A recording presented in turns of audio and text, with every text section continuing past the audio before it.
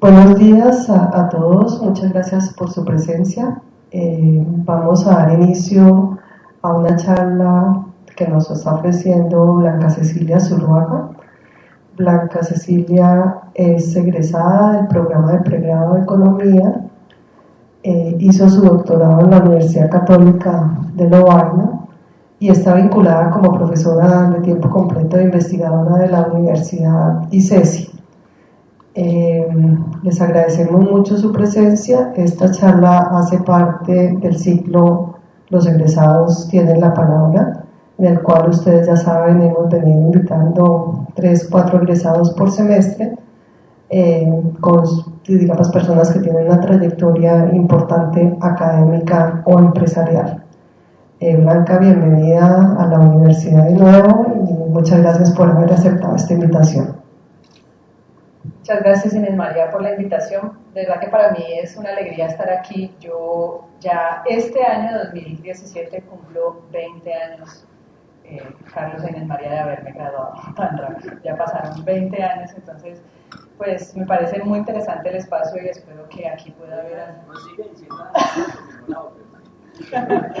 No hagan, para los que están haciendo cuentas, si alguien está haciendo cuentas, me gradué muy chiquitita. No me sale. Bueno, lo que les voy a presentar hoy es un capítulo de un manual del Handbook of Capability Approach que va a salir publicado este año. En este momento estamos como en la etapa de revisión, ya nos dieron los pares su feedback, entonces estamos en las correcciones. Este handbook es del University Cambridge Press, entonces pues esperamos que con los comentarios de los pares y con los comentarios que ustedes puedan tener y de pronto en algunas conferencias donde mis coautores vayan, podamos pues mejorarlo lo que más podamos. Este es un trabajo que hice con Eric Hockart, que fue mi tutor durante el doctorado. Él es de la Universidad Católica de Lovaina, y con Kunde Kank, que trabaja hoy. Él era mi colega durante el doctorado, éramos compañeros, y hoy trabaja en la Universidad de Amberes. Ellos dos pues tienen mucha más experiencia que yo en este tema del que hoy les voy a hablar, por eso pues fue bastante importante trabajar con ellos. Lo que vamos a, o el tema de lo que hoy vamos a trabajar es la implementación del enfoque de las capacidades respetando las valoraciones individuales, y vamos a hacer una ilustración para Colombia. Tal vez ustedes ya han escuchado del enfoque de capacidades de Amartya Sen, que pues una de las ideas más importantes o más poderosas del enfoque es que al evaluar el bienestar o la pobreza o la desigualdad, la situación de en esos frentes para un individuo, no es suficiente mirar el ingreso, sino que es necesario una mirada multidimensional, porque los individuos tienen diferentes habilidades o capacidades para transformar el ingreso en funcionamientos o en logros, ¿sí? Esa es como una de las ideas principales. Una motivación de este trabajo es que en materia de política social o programas antipobreza, es muy importante identificar la población más vulnerable, ¿sí? Es decir, es necesario ordenar a los individuos con respecto a su situación de privación, ¿sí? Entonces, si uno quiere hacer eso desde una perspectiva multidimensional, pues se encuentra con la cuestión de tener que agregar esas distintas dimensiones. La corriente principal del enfoque de capacidades pues no está como muy a favor de hacer esa agregación, sino más bien de tener un vector multidimensional de funcionamientos y que cada uno importe en sí mismo. Pero en materia de política social, si uno realmente quiere identificar a la población objetivo de un programa, pues es necesario, la agregación es inevitable. Y para poder agregar, pues necesitamos saber qué ponderación le damos a las distintas dimensiones, ¿sí? Y pues eso es precisamente lo que nosotros queremos hacer, teniendo en cuenta que los individuos son heterogéneos en cuanto a la manera en que ellos valoran la vida.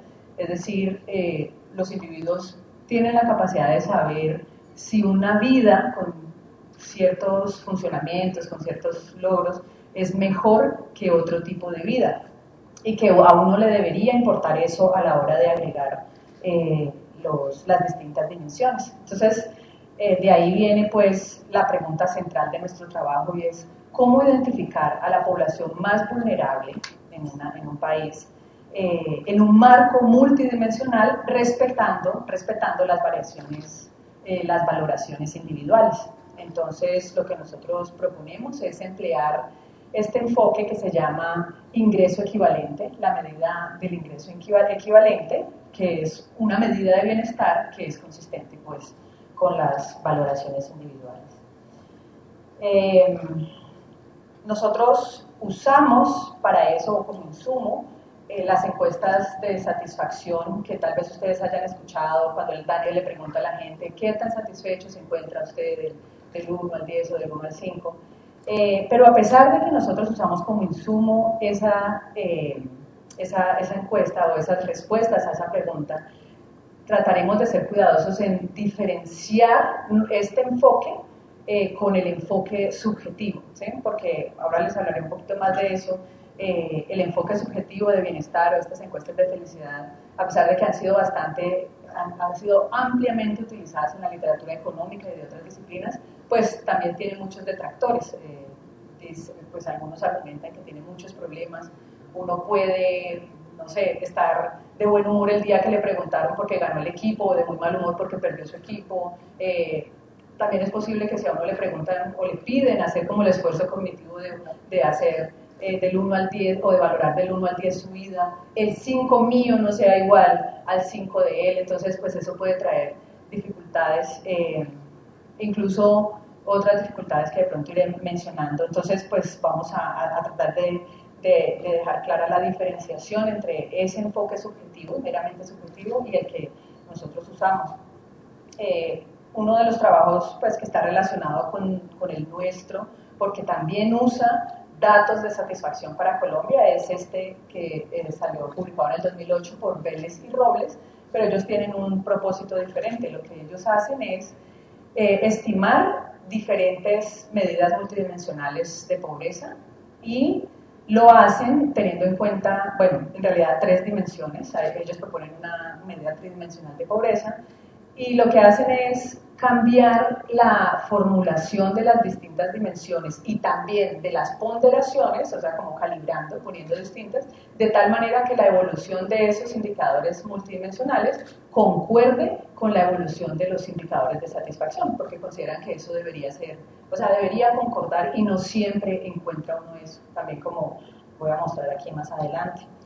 Entonces, pues en esa medida es diferente a lo que nosotros hacemos. Esta va a ser el orden de la presentación, pues primero algo de contexto colombiano. Esto de pronto aquí puede ser menos importante que si estuviera en un auditorio internacional, pero de todas maneras voy a decir algunos factores que importan pues antes de avanzar. Luego voy directamente a mirar o analizar cómo uno puede tener en cuenta las valoraciones individuales en la identificación de la población vulnerable. Después explicaré en qué consiste el enfoque de ingreso equivalente y luego finalmente mostraré una ilustración, una aplicación empírica, pues que solo la deberíamos tomar como una ilustración por las limitaciones de las que ya les hablaré en su momento. Y con eso terminaría. Bueno, en cuanto al contexto colombiano, una cosa importante de decir es que, como muchos sabrán, en Colombia se utiliza el sistema de identificación de beneficiarios para programas sociales SISBEN. Hay una métrica diferente para el sector urbano y rural que hace que un individuo sea elegible o no para los distintos programas sociales. Esta fórmula del SISBEN ha sido cambiada varias veces. La última que se está aplicando es la versión 3, pero ya están haciendo la versión 4. Y bueno, desde la versión 3 para acá la fórmula va a ser secreta por varias razones. Una de ellas es pues todas las complicaciones que ha tenido, tal vez ustedes lo han escuchado, el que se muevan intereses políticos en la identificación de los beneficiarios, que ha hecho, por ejemplo, que esto que muestran Camacho y Conover en un trabajo que salió publicado en el American Economic Journal, que la distribución de ese score de índice de pobreza que sale a partir del CISBEN presente a partir del 1998 unas discontinuidades justo en el corte a partir del cual la persona se considera beneficiaria para los programas. Entonces obviamente eso no puede ser una coincidencia, ahí tiene que haber algún tipo de manipulación y es precisamente eso lo que ellas trabajan en ese artículo. Y es que en el 97 se hizo pública la manera en que iban a calcular el índice, y qué coincidencia, a partir del 98 justo hay una discontinuidad. Entonces es interesante pues ver que existen problemas pues, que se están tratando de corregir a nivel de gobierno. El CISBEN se ha movido de manera gradual de un enfoque más como puro mean test, o sea, más enfocado como en el ingreso, a algo un poco más cercano al enfoque multidimensional y, bueno, inspirado pues en el enfoque de las capacidades de Amartya Sen. Y Colombia, pues otra cosa que habría que decir es pionero en implementar este enfoque de pobreza multidimensional de la Oxford Poverty and Human Development Index, ¿sí? Pues también se hizo bastante bombo desde el gobierno pasado sobre el índice de pobreza multidimensional en Colombia y cómo se había calculado, pues obviamente con las limitaciones de datos que podemos tener nosotros aquí en Colombia. Ustedes lo van a experimentar cuando empiecen a investigar por su cuenta que pues hay muchas cosas que uno quisiera hacer y no puede dadas las limitaciones de los datos, pero lo importante es pues, estar consciente de esas limitaciones para poder así ver hasta dónde uno puede interpretar los resultados de lo que uno ha hecho. Bueno, también en el 2013 Colombia se unió al Multidimensional Poverty Peer Network, que esto pues ha sido importante para mantener actualizado un poco y como en línea con los avances en otros países de estos índices de pobreza multidimensional. Este artículo salió en el 2016 de estos investigadores que son también pues, funcionarios públicos del DNP, donde hacen las estimaciones del índice de pobreza multidimensional, que son las oficiales. Bueno, otra cuestión importante del contexto de Colombia, que también habrán escuchado ustedes, es que Colombia es uno de los países más felices del mundo. Casi siempre en esas olas de encuestas que hacen sale como entre los mejores. Escuché que en la última bajó posiciones, pero de todas maneras está entre los primeros. Entonces esto a la gente le suena un poco pues, paradójico dada la situación y hace también que algunos piensen que uno debería dudar mucho o por lo menos tener mucha precaución en la manera como se usan los resultados de este tipo de encuestas de felicidad. Por lo que les mencionaba al principio acerca de, no sé, caprichos que puede tener la persona que responde en el momento en que le responden, en que le preguntan, y también, por ejemplo, porque pueda sufrir la persona de lo que Amartya Sen llama condición o negación de la condición física, physical condition neglect, que es que una persona, por más que se encuentre mal, un poco pues enferma, en una situación pobre, pueda que esa persona sea, por ejemplo, religiosa y entonces se sienta agradecida de la vida y sienta que no tiene que quejarse tanto o que sea muy optimista, ¿sí? Entonces, pues todo eso puede hacer que no haya una coincidencia pues entre ese bienestar subjetivo y la situación objetiva, que de alguna manera, pues aunque en realidad nosotros decimos lo importante es que la gente sea feliz, pues sí, pero de todas maneras hay que matizarlo teniendo en cuenta la situación objetiva.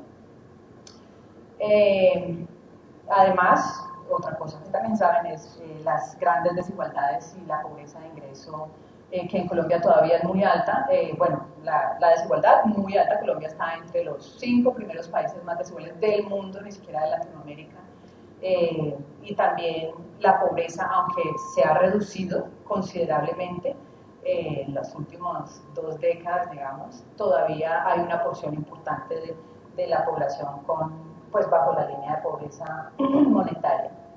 Bueno, vamos entonces al uso de las valoraciones individuales en la identificación de los más pobres. Como les dije antes, la corriente principal del enfoque de capacidades tiene cierto rechazo a la agregación de los distintos funcionamientos y además de establecer ciertos trade-offs entre esas dimensiones o esos funcionamientos. Pero es inevitable esto, o sea, tiene un precio muy alto, pues evitar o negar esos trade-offs, porque supongan que hay dos individuos y dos dimensiones, dos funcionamientos, y entonces el primer individuo está mejor en el resultado A, pero el segundo individuo está mejor en el resultado B.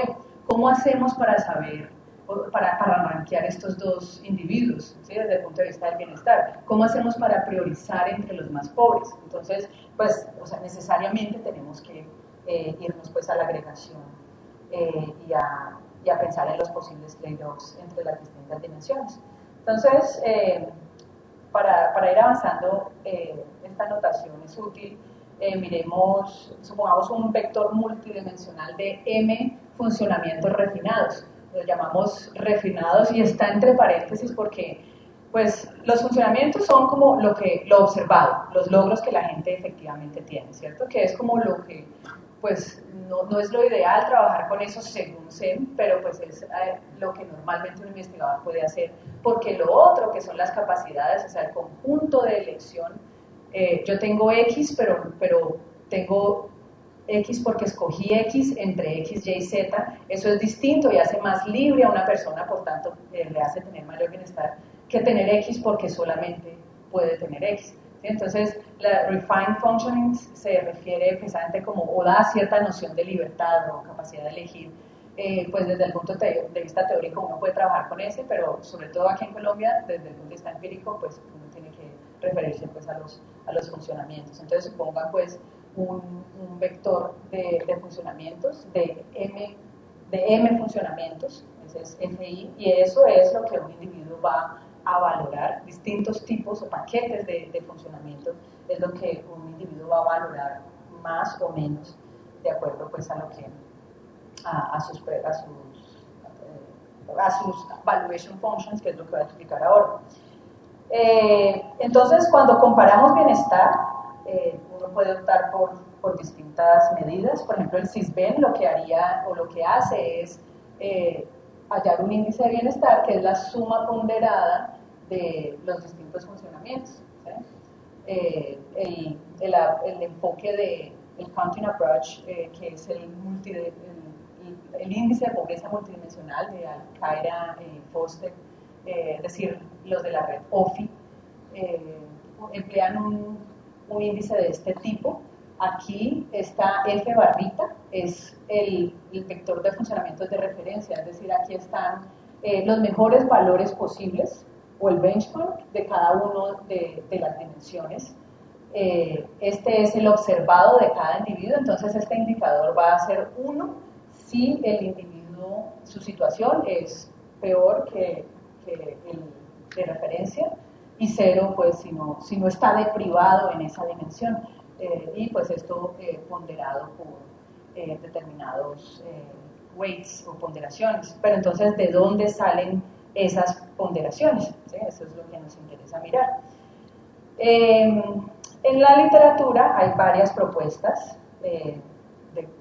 mi coautor con una argentina, publicaron en el 2013 un paper que lo que hace es revisar las distintas contribuciones en la literatura sobre las ponderaciones. Entonces, hay un tipo de ponderaciones que se usan que se basan en los datos. Entonces, dentro de ellos están los llamados ponderaciones basadas en la frecuencia, que recoge la idea de la deprivación relativa, y es que una persona es pobre o se puede considerar más pobre si ella se siente pobre respecto a su entorno, ¿sí? Entonces, lo que hace este enfoque es dar mayor peso a las dimensiones en las que el individuo está deprivado, uno puede decir deprivado, ¿cierto? O sea, está privado y casi nadie en su entorno está privado, ¿sí? Entonces, pues eso hace que se sienta relativamente peor o esté relativamente peor comparado con los demás. Esa es una posibilidad. La otra son ponderaciones estadísticas, usan el análisis de componentes principales ahí. La otra posibilidad es las ponderaciones más favorables, así se llama. Este es un tipo de Data Envelopment Analysis, y lo que hacen ahí es darle mayor ponderación a las dimensiones en las cuales el individuo está mejor, porque consideran que si él está mejor en esa dimensión es porque le importa más esa dimensión. ¿Sí? Es como si él tuviera algún margen de elección, ¿no? Bueno, están las ponderaciones normativas, entonces ahí pueden ser ponderaciones iguales o arbitrarias. Así es nuestro índice de pobreza multidimensional como lo calcula el DNP. Las ponderaciones basadas en opiniones de expertos, pues que esta es obviamente muy paternalista, es como decirle a la gente, nosotros que somos los expertos sabemos más que ustedes mismos qué es lo que es importante en la vida. También están estas ponderaciones basadas en precios, que lo que hacen ahí es hallar los precios implícitos de cada una de las dimensiones a través de las tasas marginales de sustitución entre el ingreso y cada una de esas dimensiones. Eso es lo que hacen. Y finalmente están las ponderaciones híbridas. Aquí, lo que hacen estas encuestas es directamente preguntarle a la gente qué es más importante para usted, ¿sí? Entonces, pues, eso es casi como, si se logra hacer bien y la gente responde bien, pues sería el estado ideal, ¿no? Pero pues eso ningún país lo tiene, eso han sido iniciativas pues, de investigadores y no con muestras representativas de países, sino pues grupos pequeños, para ilustrar. Y finalmente, lo que se llama ponderaciones hedónicas, que es el nuestro, este es el que nosotros usamos y es empleando encuestas o datos de satisfacción con la vida. Entonces, nos inspiramos pues en esto que dice Rabalión, que es quién mejor que el mismo individuo para saber a qué le tenemos que dar mayor ponderación, ¿sí? Un individuo lo puede saber más, lo puede saber mejor que un experto, ¿sí? Entonces habría que tener esto en cuenta. Por eso un punto de inicio natural es emplear el ordenamiento de valoración individual del que habla Zen, ¿sí?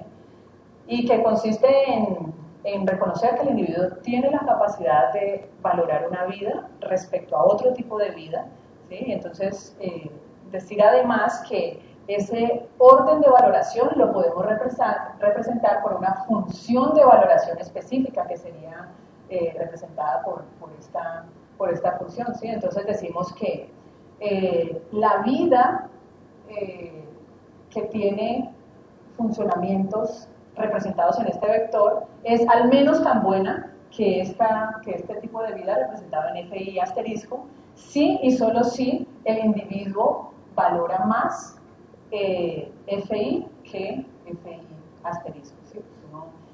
Eso es como lo que uno supondría, que se puede representar así el ordenamiento de valoraciones. Entonces, ya podemos ir avanzando en la pregunta, ¿cómo identificar los más vulnerables de manera consistente con sus valoraciones individuales?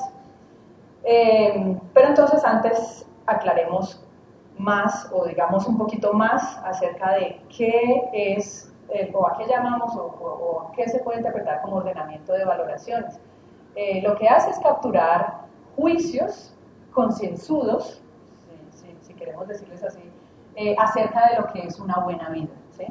Y lo que no es, o lo que no necesariamente no es equivalente o representado por una medida de felicidad. Eso lo dice el mismo Zen. Dice que valorar una vida es una actividad reflectiva de un modo distinto al que es ser feliz o desear algo, ¿sí? Es diferente.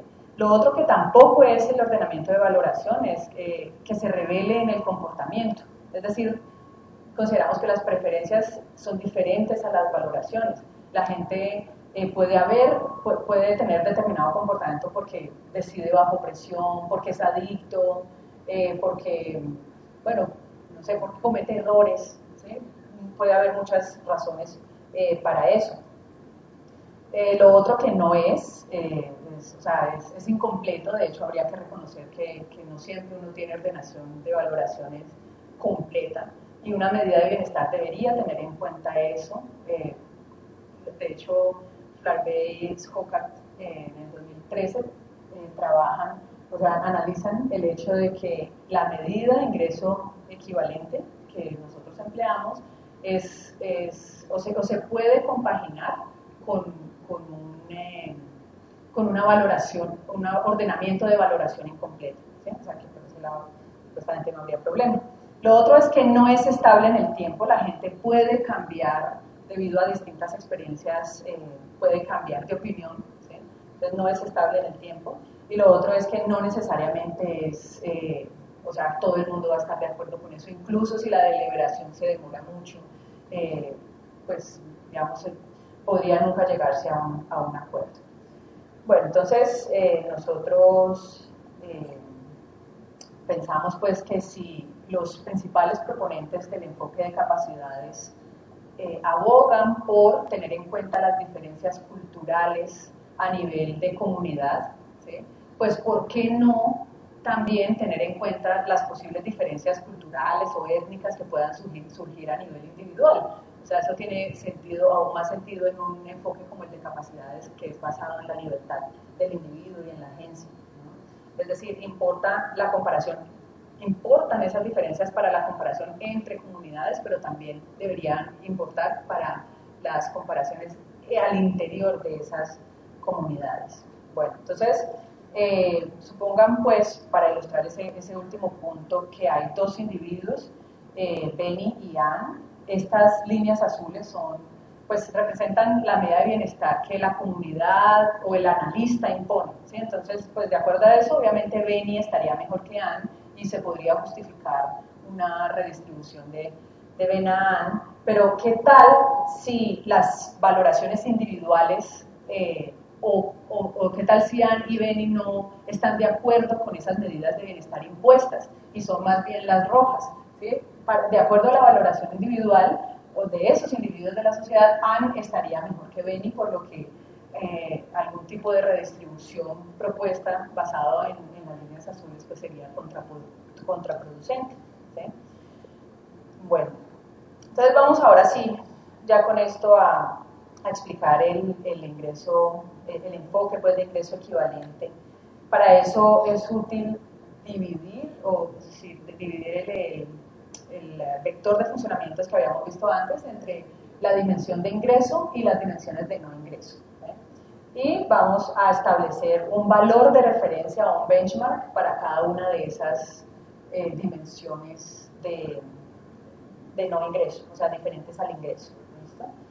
Entonces, a lo que nosotros vamos a llamar ingreso equivalente es a un ingreso hipotético que si lo combinamos con esos valores de referencia de las distintas dimensiones, pone al individuo en una situación que para él es igualmente buena que su situación actual, ¿sí? Ese sería el ingreso equivalente.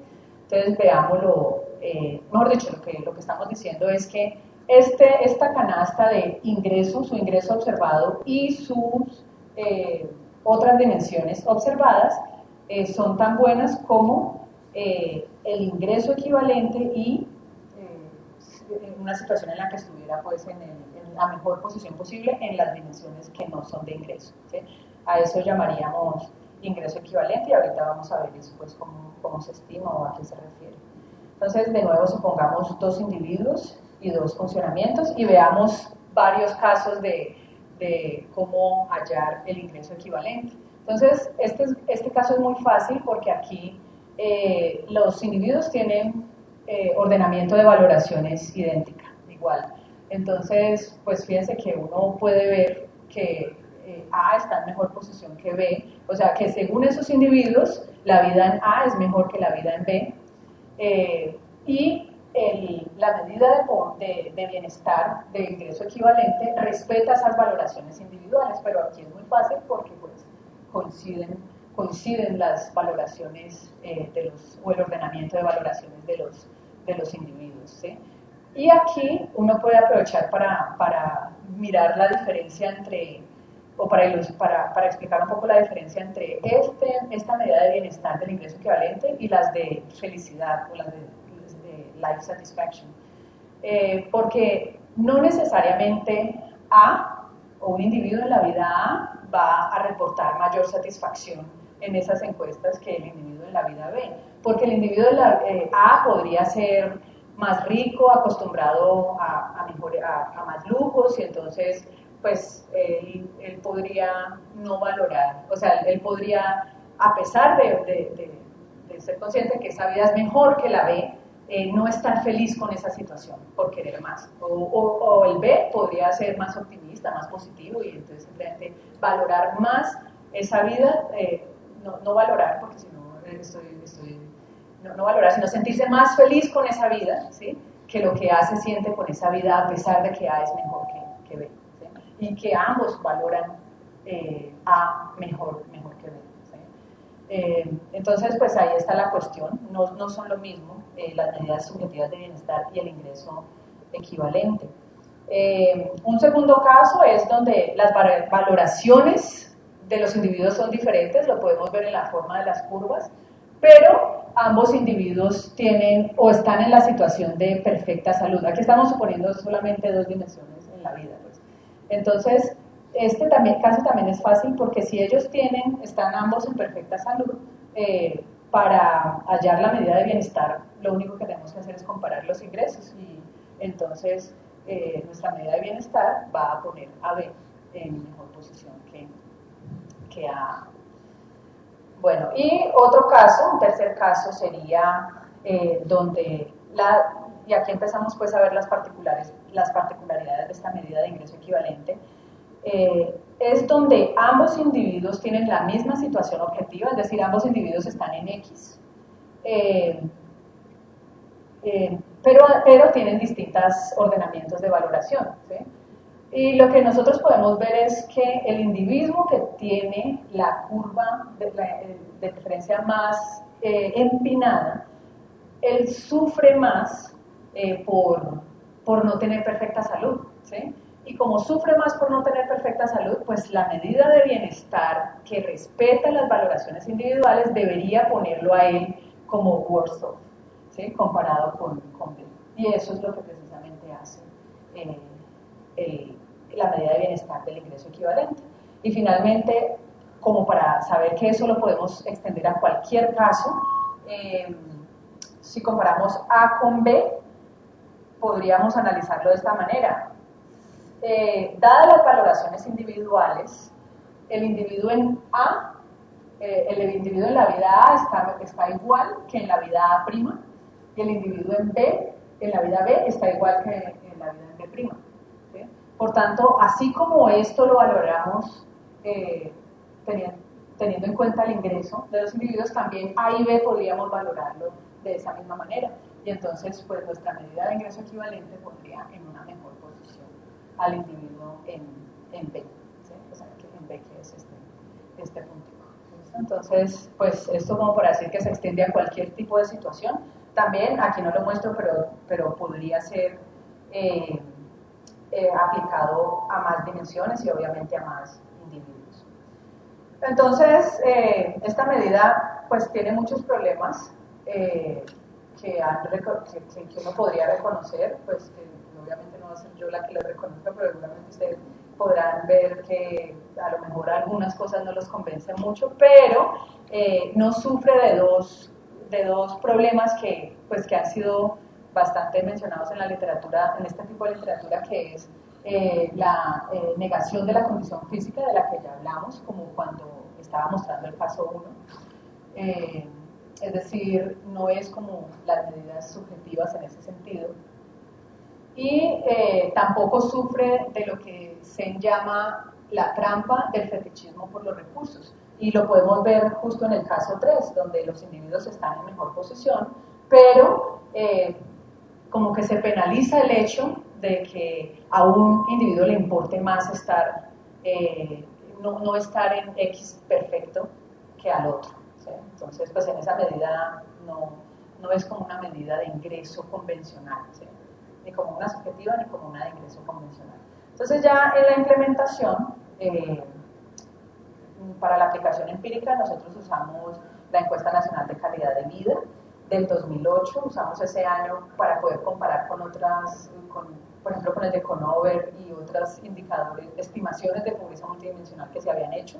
Entonces, pues no nos importó que fuera viejita porque, recuerden, esto es solo una ilustración, ¿sí? No es algo perfecto, pues, ni que uno pueda tomar. Además, porque los datos de Life Satisfaction se lo preguntan solamente a un individuo en el hogar, que es normalmente al jefe del hogar, en lo que a veces es el cónyuge o pues, un respondent en todo caso.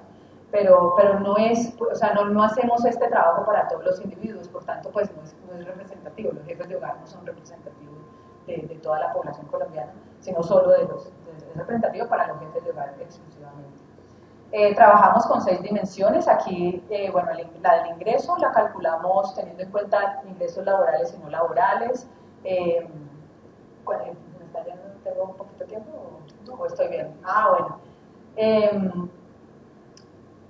Tenemos en cuenta ingresos laborales, no laborales, tenemos en cuenta autoconsumo, renta imputada, tenemos en cuenta escalas de equivalencia, asignamos el ingreso.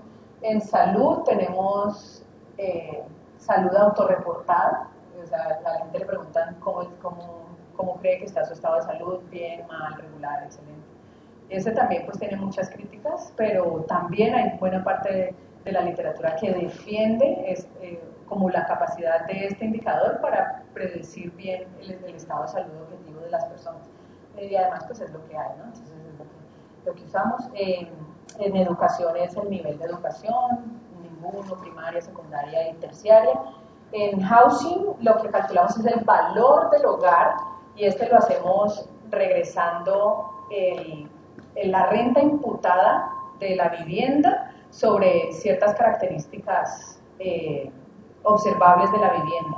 Entonces, con esos coeficientes y corrigiendo por precios regionales de la vivienda y además por composición del hogar, pues se calcula el valor de la vivienda, que es lo que usamos aquí. También está el desempleo, si es desempleado o no, y security, que es si el individuo está afiliado o no al régimen de salud, para poder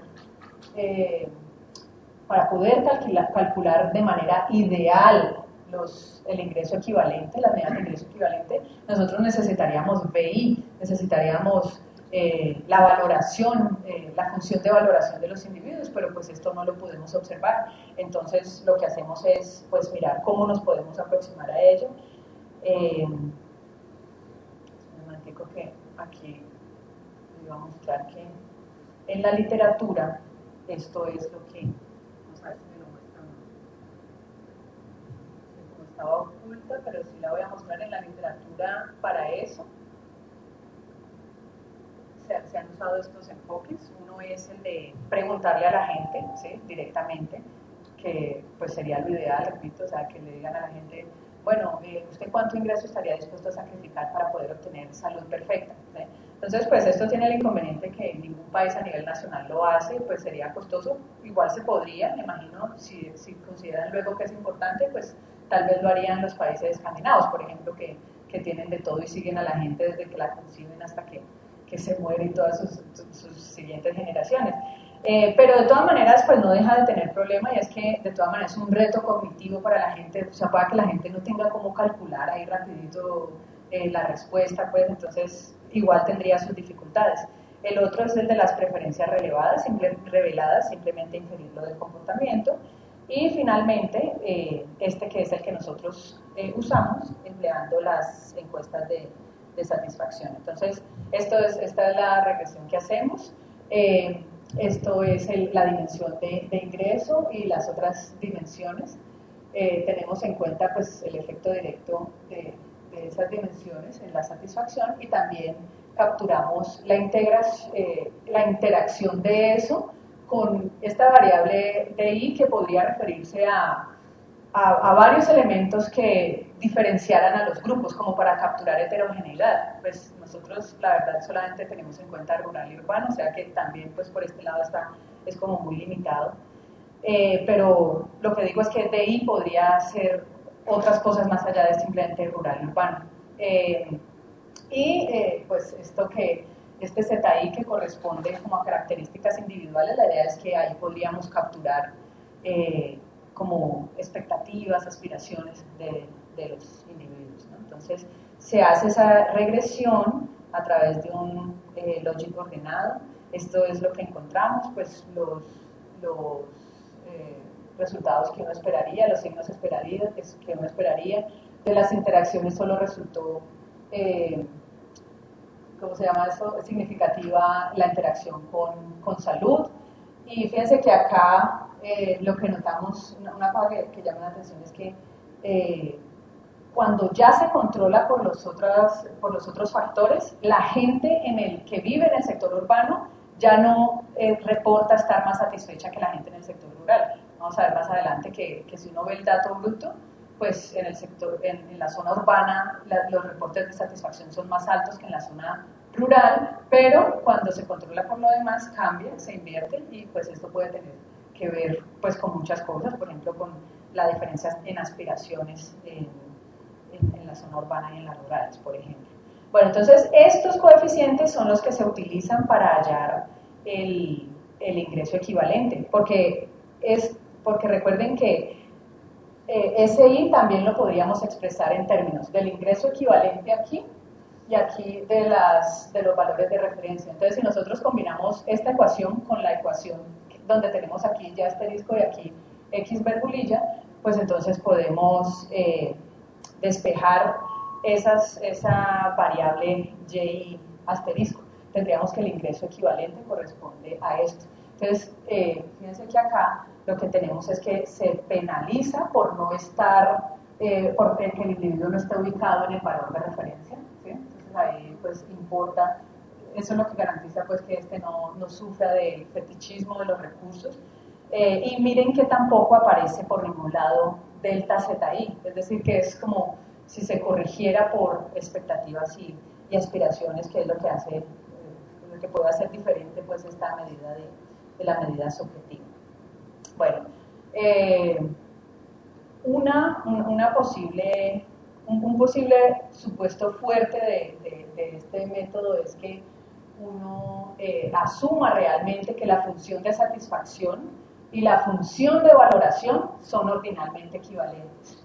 Entonces, pues, aunque sea fuerte, se ha trabajado, por ejemplo, en el 2015 ellos hacen pues un análisis, pues como yo creo que interesante de este supuesto que se podría llamar el supuesto de consistencia. Entonces, pues, como para uno sentirse un poquito más tranquilo de usar este método, así algunos pues puedan no creerlo.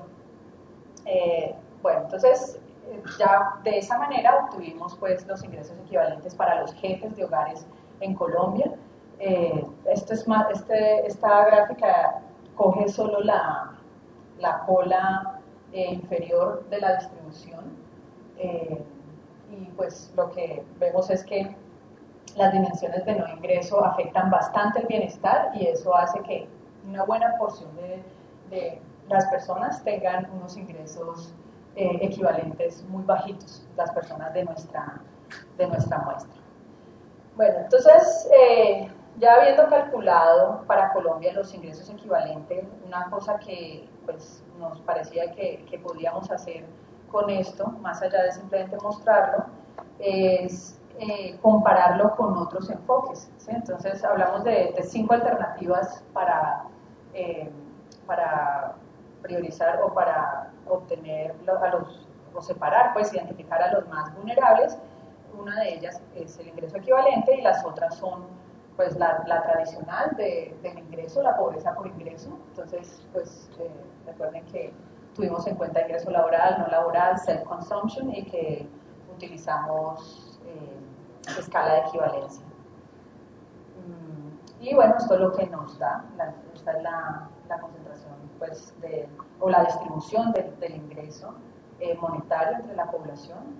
Vemos la diferencia pues, entre rural y urbano y vemos el gran sesgo que tiene la distribución pues, hacia los ingresos más bajos. La otra medida es la de ingreso subjetivo, es decir, sacando los datos de los reportes de satisfacción con la vida que la gente dio. Esa es la pregunta, recuerden, se las mencioné al principio y fíjense que acá pues, uno ve una buena proporción en pues, niveles Este podría ser como un nivel medio, ¿sí? Como regular, algo así, y pues acá es como, está como bien, y esto es lo más feliz posible. Uno ve de todas maneras una tendencia allá, y fíjense pues que ahí se ve que en el sector urbano la gente reporta mayor satisfacción que en el rural, pero cuando hicimos la regresión se vio que controlando por todo lo demás cambia la cosa. La otra alternativa es la del CISBEN-3, esa nosotros no la estimamos porque recuerden que es secreta, pero el DNP no la mandó, o sea, anónima obviamente para todos los hogares de Colombia, y pudimos hacer el empate perfecto, o sea que pues, usaron la misma encuesta nuestra, ¿sí? Pues obviamente porque es de ellos. Y esa CISBEN son 28 indicadores, ellos utilizan el enfoque del Fuzzy Set Approach, pues utilizan ponderaciones que no conocemos, es secreto, seguramente para evitar esas discontinuidades que veíamos pues, en el trabajo de Camacho y Conover. Y esto es lo que uno encuentra, ¿sí? Fíjense que para ciertos programas como por aquí va haciendo el corte, por ejemplo para aquí lo pagas como 47 creo, algo así, pero bueno, uno ve ahí pues una distribución pues que difiere de las otras medidas, y también vemos pues la gran diferencia entre sector urbano y rural. Y pues finalmente el índice de pobreza multidimensional, este es el enfoque de Al-Qaeda Foster, de OFI, de la red OFI. Ese es el indicador que estimamos, y nosotros tenemos en cuenta 15 indicadores y 5 dimensiones. Mejor dicho, lo que hicimos fue replicar lo que el DNP hace para ese año. Lo que ellos emplean son ponderaciones uniformes para todos los indicadores. Fíjense que estos son, yo no sé si se vean o no, pero bueno, estas son unas listas de las dimensiones. Cada dimensión tiene el mismo peso. Son 5 dimensiones, cada dimensión tiene una ponderación de 0.2, ¿sí? Y dentro de cada dimensión hay subindicadores, y esos subindicadores también son ponderados igualmente, es decir, 0.2 sobre el número de indicadores que haya en cada dimensión. Entonces, pues, esto es un avance respecto a lo que teníamos antes en indicadores multidimensionales, pero de todas maneras sí es inconveniente que, pues simplemente, sí podría llegar a ser inconveniente que pongamos simplemente los mismos ponderadores pues a todos los indicadores. Esta es la distribución, valores más altos reflejan menor deprivación, eso es lo que uno tendría ahí. Y bueno, pues ahí ya tenemos las distintas distribuciones, pero pues yo creo que un ejercicio adicional o un par de ejercicios adicionales que uno podría hacer como para ver la relación entre ellos y ver qué tan distinto están haciendo eso de identificar a los más vulnerables, es bueno, la correlación simple. Y fíjense que aquí uno ve que la medida de ingreso equivalente, que es la nuestra, con la que menos está correlacionada es con la medida subjetiva, o sea, la de felicidad. Pues ese era el énfasis que queríamos hacer, pues, en la diferencia entre esas dos. Y las correlaciones más altas están con las otras medidas de pobreza multidimensional. Entonces, digamos que eso va en línea con lo que esperábamos.